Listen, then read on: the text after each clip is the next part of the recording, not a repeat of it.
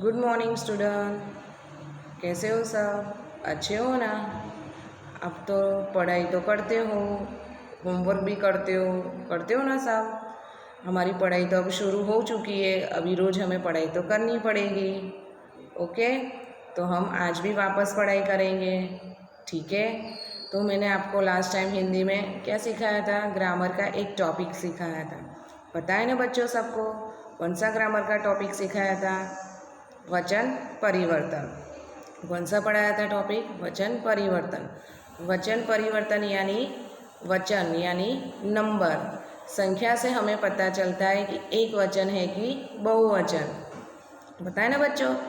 तो जिस शब्द के रूप से हमें उसी संख्या का बोध हो उसे वचन कहते हैं। ठीक है। और एक वचन और बहुवचन, जब एक ही प्राणी या पदार्थ का बोध हो उसे एक वचन करते, और एक से अधिक वस्तु, प्राणी या पदार्थ का बोध हो उसे क्या कहते हैं? बहुवचन कहते हैं।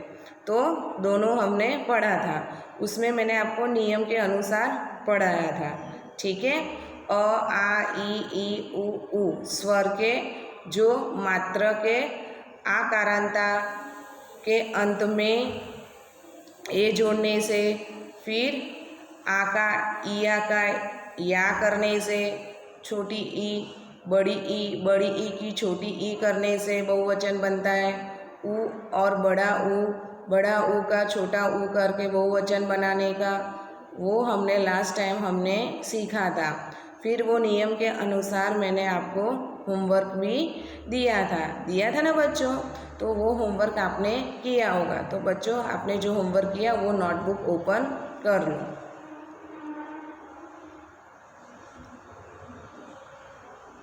तो बच्चों, आपने नोटबुक ओपन कर ली होगी, ठीक तरह से बैठ गए होंगे। ठीक है। होमवर्क जिस किया होगा सबने, तो वो आंसर सही है गलत वो हम चेक करेंगे। ठीक है। और जो गलत है वो बच्चों आप सुधार देना। ठीक है। तो आपने वो पेज ओपन कर दिया होगा। ठीक है। फिर मोबाइल के स्क्रीन पे मैंने ये वर्कशीट होमवर्क की रखी है, तो वो हम चेक कर लेते हैं। कमरा, फर्स्ट का हो क्या लिखा था?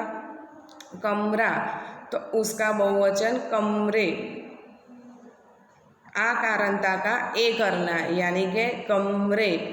तोता तोते, किताब किताबे, ये सब दोनों का आकारांता था और जो किताब अकारण था। ठीक है। तो बड़ा ए किया गया उसमें। परीक्षा, तो परीक्षाए। जाति जातिया, कली कलिया। यहाँ पे क्या किया है? ई बदल दिया गया है, छोटी ई से बड़ी, यानी कि कलिया। बूंद बूंदे, चिड़िया चिड़िया, वधु वधुए, मछली मछलियाँ। तो बच्चों, ये सब आपने लिखा है। ठीक है। तो आपने चेक भी ये होमवर्क कर लिया ना बच्चों? और जिसका गलत होगा वो चेंज कर देना, यानी कि सुधार देना, तो आपको बाद में गलती ना हो। ठीक है।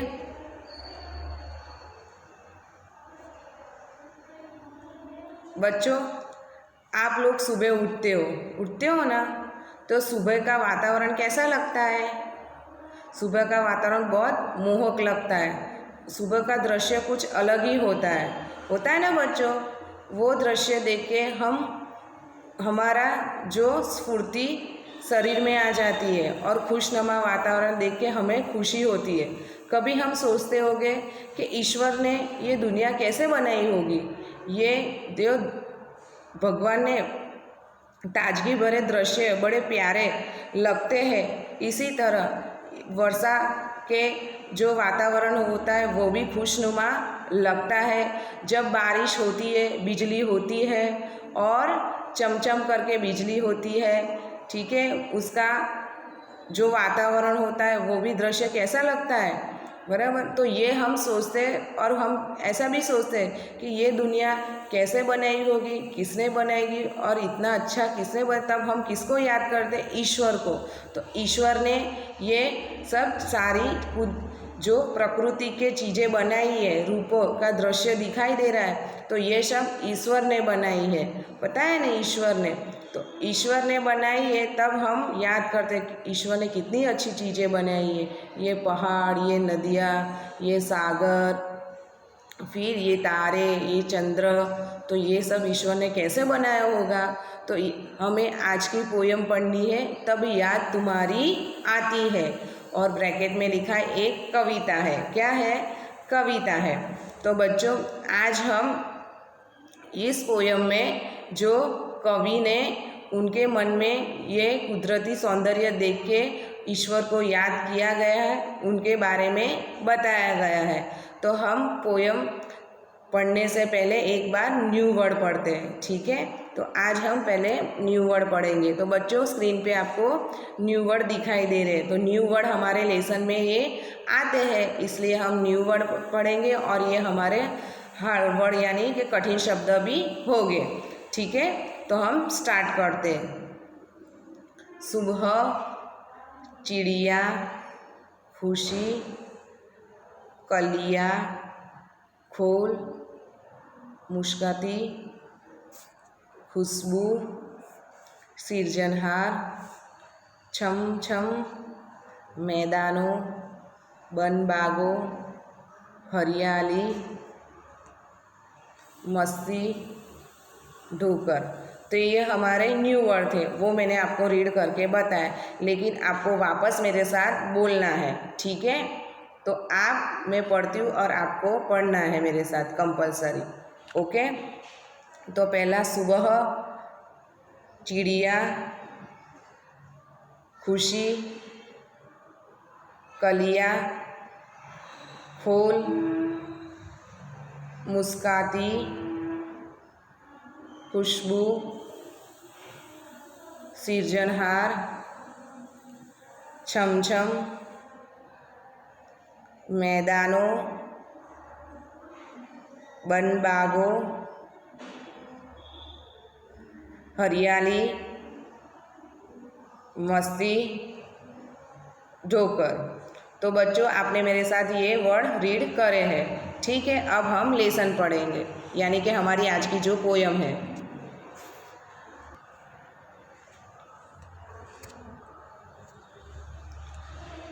तब याद तुम्हारी आती है। हमारी पोयम का नाम क्या है? तब याद तुम्हारी आती है। उसके कवि कौन है? राम नरेश त्रिपाठी। तो ये कविता राम नरेश त्रिपाठी ने लिखी है। तो हम उनके बारे में पढ़ेंगे। तो उनके बारे में परिचय क्या दिया है वो हम पहले पढ़ते हैं। तो सबकी टेक्स्ट बुक ओपन कर दो। पहले आपने टेक्स्ट बुक ओपन कर दी सबने? ओके, चलो पोयम भी का पेज भी आपने ओपन कर दिया होगा, ठीक है। जिसके पास टेक्स्ट बुक अभी नहीं है कोई बात नहीं, तो ध्यान से ये सुनना। तो राम नरेश त्रिपाठी का जन्म कौन सी डेट लिखी है? 4/3/1889 को उत्तर प्रदेश में सुल्तानपुर जिले में कोयरीपुर गांव में हुआ था। वे कवि, उपन्यासकार, नाट्यकार और आलोचक थे। उनकी मुख्य काव्य कृतियाँ यानी कि उनकी मुख्य जो उन्हें खास थी, जैसे कि उनको बनाई गई, उनके ऊपर पुरस्कार मिला होगा, वो उसके बारे में बताया। तो कौन सी है? तो मिलन, प्रतीक, स्वप्न और मानसी है। स्वप्न पर उन्हें हिंदुस्तान अकादमी का पुरस्कार मिला है, यानी कि उनको पुरस्कार भी, इन सारी जो काव्य कृति लिखी थी उसमें भी उनको पुरस्कार मिला है। हे प्रभु अन्नदाता, ज्ञान हमको दीजिए प्रार्थना बहुत प्रसिद्ध है। उनका निधन 16/1/1992 को हुआ था, ठीक है। तो उनका जन्म और मरण दोनों यहाँ पे लिखा है। उन्होंने कौन सी कृतियाँ लिखी थी और कौन सी कृतियाँ पर उनको अकादमी का पुरस्कार मिला था, तो वो भी ये लिखा है। सुबह का वातावरण खुशनुमा होता है, जैसे कि मैंने बताया, ठीक है। फिर बारिश होती है तब भी उसका वातावरण बहुत मोहक लगता है। तो यहाँ पे कवि ने बताया गया कि सुबह का वातावरण खुशनुमा होता है और प्रकृति का कण कण दर्शनीय होता है ना बच्चों। रिमझिम बारिश में सुबह का दृश्य मनमोहक और आकर्षक होता है। तो प्रस्तुत कविता में इसका सुंदर वर्णन किया गया है। तो हमें इस कविता में बारिश का जो मौसम है, ठीक है, फिर सुबह का जो वातावरण है, ठीक है, फिर धरती पे जो कण कण यानी जो हरियाली दिखाई देती है, ये सब कवि के मन में प्रश्न हुए थे और तब वो ईश्वर को याद करते हैं कि ईश्वर ने ये कैसे बनाया होगा, इसका सुंदर वर्णन कैसे किया होगा। तो ये जो दृश्य यानी कि मनमोहक जो प्राकृतिक चीज़ें बनाई गई है उसके बारे में उनके जो प्रश्न हुआ, तो इस कविता में उन्होंने सुंदर वर्णन किया है। तो आप चित्र देखते हो, ठीक है। तो मैं आपको पहले एक बार रीड करके बताऊंगी। जब बहुत सुबह चिड़िया उठकर कुछ गीत खुशी के गाती है, कलियां दरवाजे खोल खोल जब दुनिया पर मुस्काती है, खुशबू की लहरें जब घर से बाहर आ दौड़ लगाती है। तो बच्चों यहाँ पे ये पोएम की लाइन लिखी है जो मैंने रीड करके आपको पहले बताती हूँ, ठीक है। और टेक्स्ट बुक ओपन ही रखा। अब उसका सामने का पेज है। हे जग के सृजनहार प्रभो, तब याद तुम्हारी आती है, जब छम छम बूंदे गिरती है, बिजली चमचम कर जाती है, मैदानों में वन बागों में जब हरियाली लहराती है, जब ठंडी ठंडी हवा कहीं से मस्ती ढोकर लाती है, हे जग के सृजनहार प्रभो, तब याद तुम्हारी आती है। तो आज की पोएम हमारी ये है, ये मैंने आपको रीड करके बताई। अब मैं आपको एक्सप्लेन करके बताऊंगी। तो आप बच्चों फर्स्ट वाला हमारा पेज था वही ओपन करो, ठीक है। ये दृश्य तो देख रहे हैं, बारिश का दृश्य है, प्राकृतिक सौंदर्य बताया गया है, ठीक है। तो उसके बारे में आज मैं आपको बताऊंगी। तो बच्चों आप यहाँ पे देखना, मैंने यहाँ पे हाईलाइट की है। तो बच्चों वो मैंने जो मीनिंग होते हैं उनका किया गया है और उसके नीचे आप अंडरलाइन करना। आपके पास ना हो तो कोई बात नहीं, लेकिन पेंसिल से अंडरलाइन आप करना। जब बहुत सुबह चिड़िया उठकर कुछ गीत खुशी के गाती, यानी कि सुबह यानी प्रभात। तो जब भोर सुबह में यानी कि सवार जब प्रभात होती है तब चिड़िया उठकर यानी चहचहाती है और खुशी के गीत गाती है। तो बच्चों सुबह चिड़िया उठ के उनकी आवाज़ हमें सुनाई देती है सुबह जल्दी। आप लोग सुनना कभी कि सुबह 6 बजे जैसा टाइम में सारे लोग चिड़िया उनकी आवाज़ हमें सुनाई देगी, ठीक है। फिर कलियां दरवाजे खोल खोल जब दुनिया पर मुस्काती है, यानी कलियां यानी कि जो गुलाब होता है वो कली बन के बंद रहता है, बंद कली। जब दरवाजे खोल यानी कि कलियां के जो खुलता है यानी कलियां खोलकर जो फूल बनता है तो वो दुनिया के देखकर मुस्कुराती है। खुशबू की लहरें जब घर से बाहर आ दौड़ लगाती, यानी कि खुशबू की लहरें जो कलियां खोलकर यानी कि खुशबू की सुगंध चारों ओर, खुशबू यानी कि सुगंध, लहरें यानी तरंग, तो खुशबू की यानी कि सुगंध की लहरें चारों ओर फैलाती है।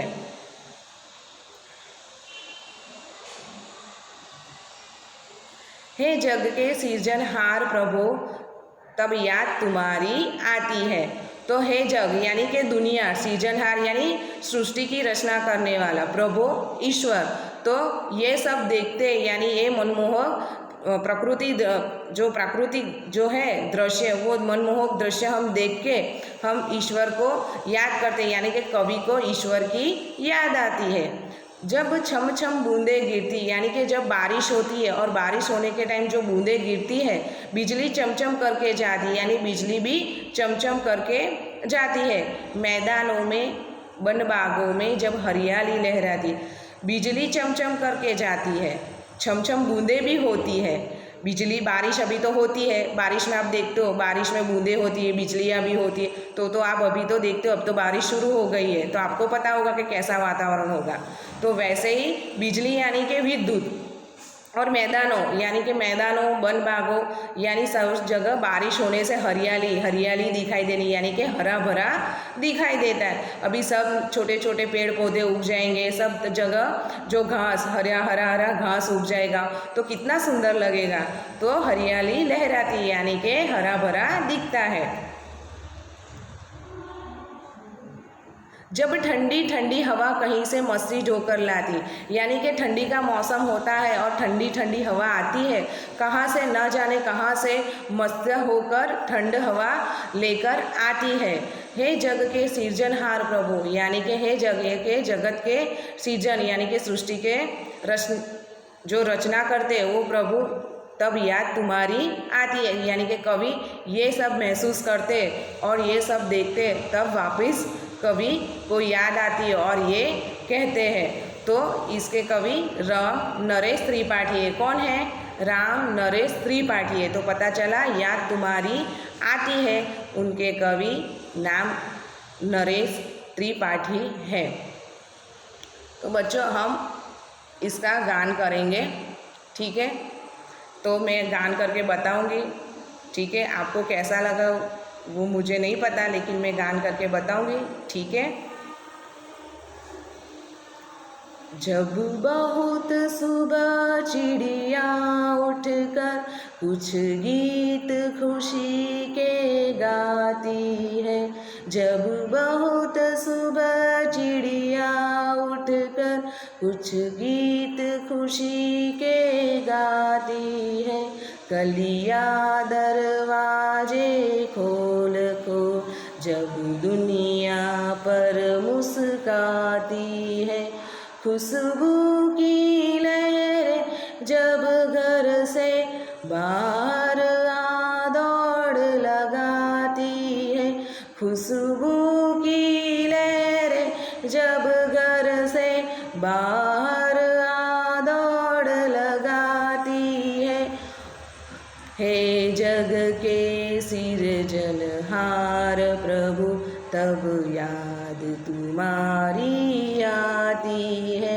हे जग के सृजनहार प्रभु, तब याद तुम्हारी आती है, जब छम छम बूंदे गिरती है, बिजली चम चम कर जाती है, जब छम छम बूंदे गिरती है, बिजली चम चम कर जाती है, मैदानों में वन बागों में जब हरियाली लहराती है, जब ठंडी ठंडी हवा कहीं से मस्ती ढोकर लाती है, जब ठंडी ठंडी हवा कहीं से मस्ती ढोकर लाती है, हे जग के सृजनहार प्रभु, तब याद तुम्हारी आती है, हे जग के सृजनहार प्रभु, तब याद तुम्हारी आती है, तब याद तुम्हारी आती है। तो बच्चों ये पोयम का गान है, आप ये पोयम गान मेरे जैसा प्रैक्टिस करना, ठीक है?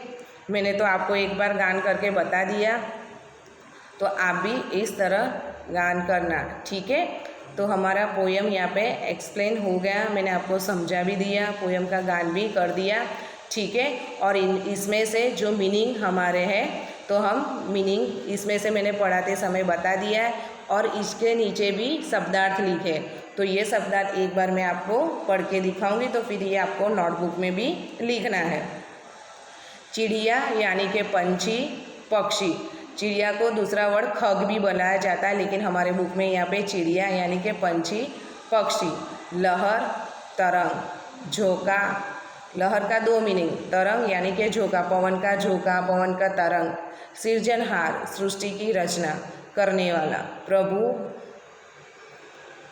प्रभु जो ईश्वर कहा जाता। हरियाली तो हरा भरा। ढोना यानी बोझ उठाना।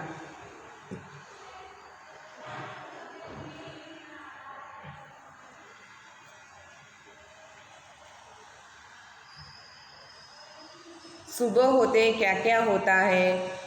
स्वाध्याय, यहाँ पे स्वाध्याय दिया गया है। स्वाध्याय या यहाँ पे अभ्यास, प्रश्नों के मौखिक उत्तर दीजिए।